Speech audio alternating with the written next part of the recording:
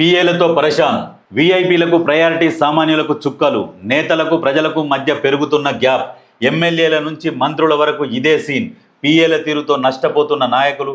తాజాగా మహిళా video viral, రాజకీయ వర్గాల్లో హాట్ టాపిక్. నిజంగా మహిళ మాత్రం ఆ వీడియో చూసినా చాలా సీరియస్గా చెప్తున్నది. ఆమెకి ఎందుకు అంత కోపం వచ్చిందో అర్థం కావట్లేదు. కాకపోతే ఎందుకు వచ్చి ఉంటుందంటే, ఎన్నోసార్లు ఒక నాయకుడిని కలుస్తేందుకు ప్రయత్నించి ఉంటుంది. ఆ పీఏలు ఇప్పుడు కలవడు, తర్వాత కలుస్తాడు, తర్వాత పెట్టేయండి, ఫోన్లు ఎత్తకపోవడం, పెట్టేయడము, ఇలాంటివి జరుగుతుంటాయి.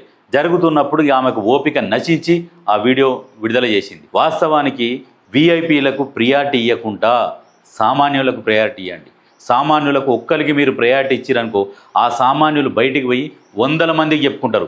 అరే మా ఎమ్మెల్యే మేము బొంగని మంచిగా రిసీవ్ చేసుకున్నాడు అని వందల మందికి, ఆ ఊరు మొత్తం చెప్పుకుంటారు. ఇది ఆలోచన. వీఐపీలకు ఇచ్చిరనుకో, ఎంతసేపు ఆ వీఐపీ వరకే ఉంటుంది. సామాన్యునికి ప్రయారిటీ ఇస్తే సామాన్యుడు వందల మందికి చెప్పుకుంటాడు. అరే మా ఎమ్మెల్యే సాబ్ పిలిచిండు, మంచి కూసబెట్టిండు, మాట్లాడిండు, అరే నీళ్ళు దాగా అన్నాడు, ఎంత వందల మందికి చెప్పుకుంటారు. ఈ రకంగా పరిపాలించుర్రి నాయకులు. ఎందుకంటే మీ దగ్గర నుంచి మంచి బయటికి పోవాలంటే సామాన్యుల నుంచే మంచి బయటికి పోతుంది.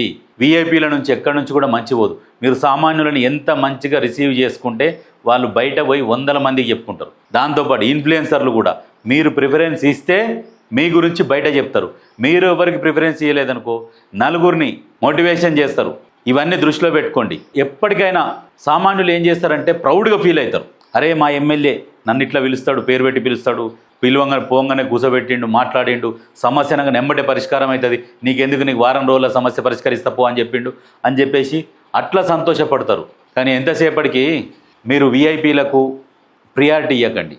ఇన్ఫ్లుయెన్సర్స్ ఉన్నారు, వాళ్ళకు ప్రియారిటీ ఇవ్వండి. వాళ్ళు ఎంతోమందిని ప్రభావితం చేస్తారు.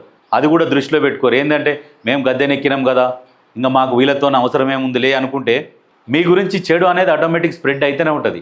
మెల్లమెల్లగా చెడు. లాస్ట్కి ఎలక్షన్ల ముందల మీరు ఎంత అరిసి గుద్దుకున్నా, రాయి తీసుకొని మోకాలను కొట్టుకున్నా, మళ్ళీ డబ్బులు ఖర్చు పెట్టినా గెలవడం అనేది కష్టమవుతుంది. అది దృష్టిలో పెట్టుకొని ఏ అధికార పార్టీ కావచ్చు, ప్రతిపక్షాలు కావచ్చు, ఏవైనా కావచ్చు, మీరు సామాన్యులను ఎప్పుడైతే ఆదరిస్తారో మీ గురించి మంచి ప్రజలకు స్ప్రెడ్ అవుతుంది. అది దృష్టిలో పెట్టుకొని పనిచేస్తే చాలా సంతోషం.